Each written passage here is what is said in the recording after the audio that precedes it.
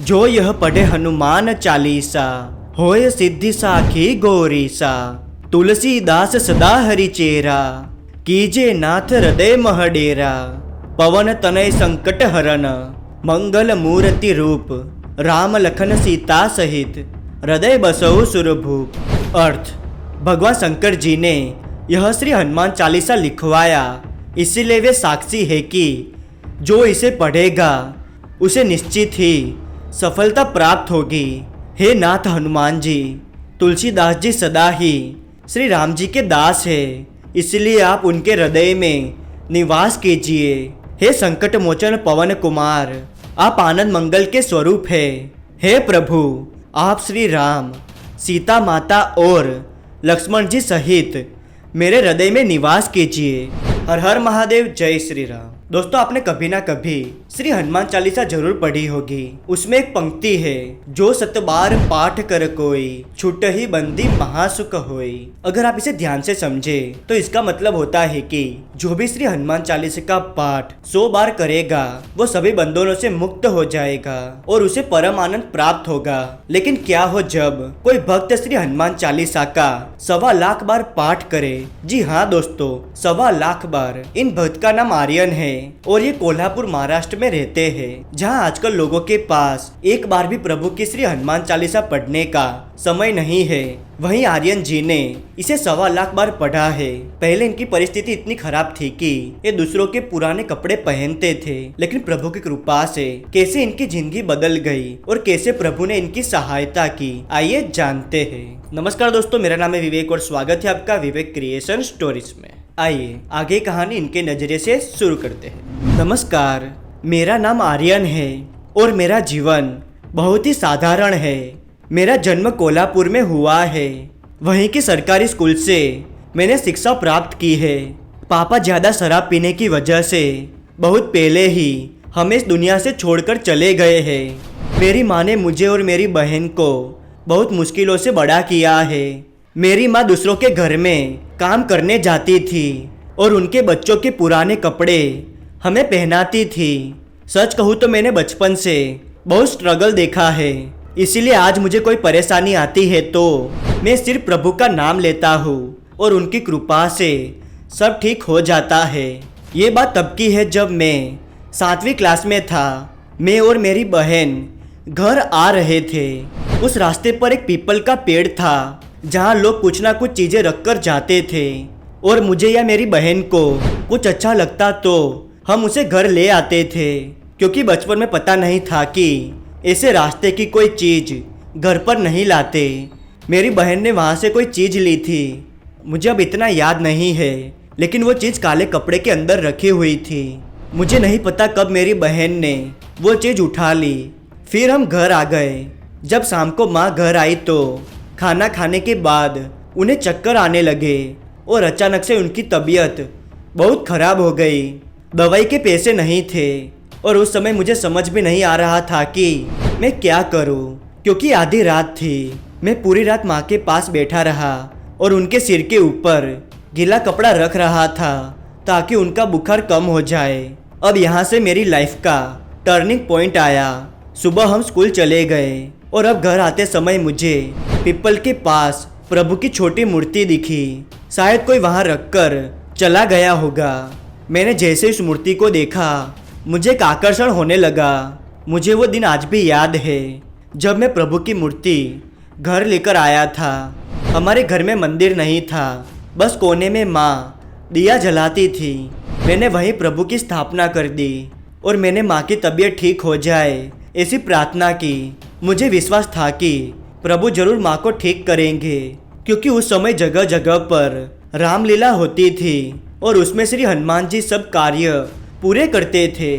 मैं और मेरी बहन उसे देखने जाते थे, इसीलिए मुझे श्री हनुमान जी पर विश्वास था कि वो हर कार्य कर सकते हैं। पापा के चले जाने के बाद मैंने माँ को कभी खुश नहीं देखा। जब सुबह हुई तो माँ बिल्कुल ठीक थी। माँ ने मुझे जब मूर्ति के बारे में पूछा तो मैंने कहा पीपल के पेड़ के पास से लाया हो।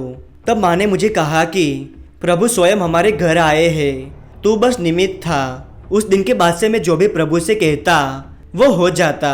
मैं पढ़ाई में अच्छा था, इसलिए मुझे स्कॉलरशिप भी मिली थी, जिससे मैंने आगे की पढ़ाई पूरी की।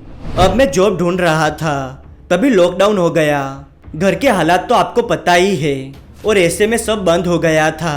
मुझे इतना दुख हो रहा था कि मेरी आंखों से आंसू निकल रहे थे।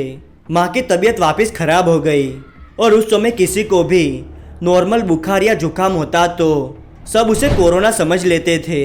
मैं उस दिन प्रभु के सामने बैठकर बहुत रोया और उनसे कहा कि मैंने और मेरी बहन ने बचपन से कोई खुशी नहीं देखी है।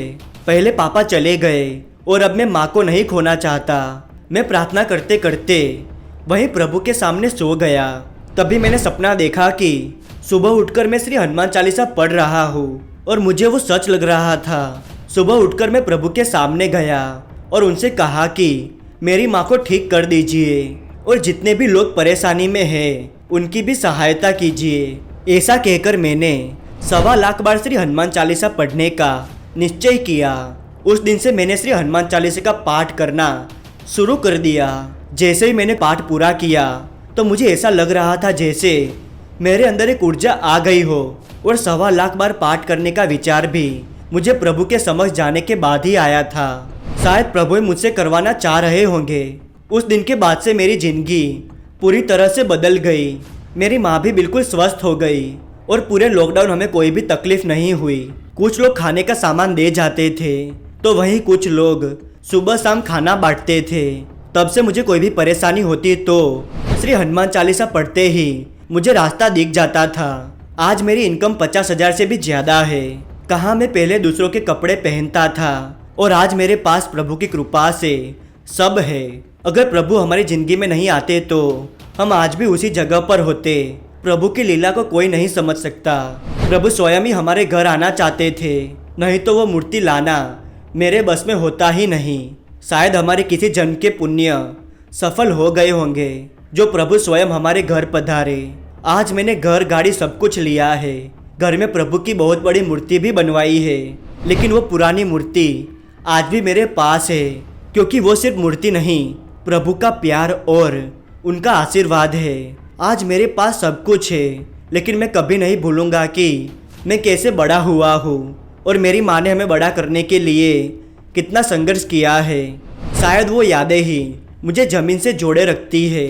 मैं आपसे ये नहीं कहता कि आप भी 1.25 लाख बार श्री हनुमान चालीसा का पाठ कीजिए, लेकिन दिन में एक बार तो समय निकाल कर जरूर कीजिए, क्योंकि मैंने बहुत से लोगों को ज़िंदगी में सफल होते देखा है और कई लोगों को अपनी अच्छी खासी ज़िंदगी बर्बाद करते हुए भी देखा है। और ज़िंदगी से मैंने सीखा है कि कभी भी कोई गलत संगत या गलत काम नहीं करना चाहिए, और जितना हो सके दूसरों की सहायता और अच्छे कर्म करने चाहिए। जब हमारा वक्त आएगा तो स्वयं प्रभु हमें सब देंगे। जय हो पवन पुत्र हनुमान जी की।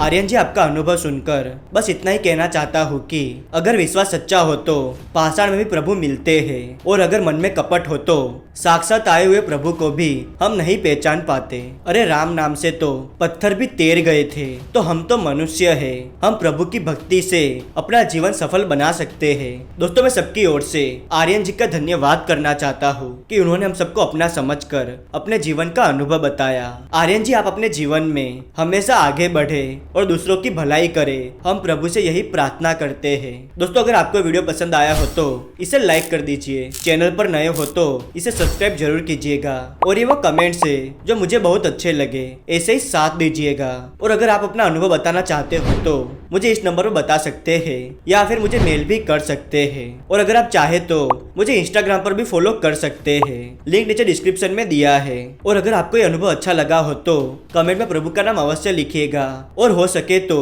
इस वीडियो को अपने परिवार वालों और दोस्तों के साथ जरूर शेयर कीजिएगा, जिससे प्रभु की महिमा सबको पता चल सके। मिलते अगले वीडियो में नई कहानी के साथ, तब तक के लिए धन्यवाद।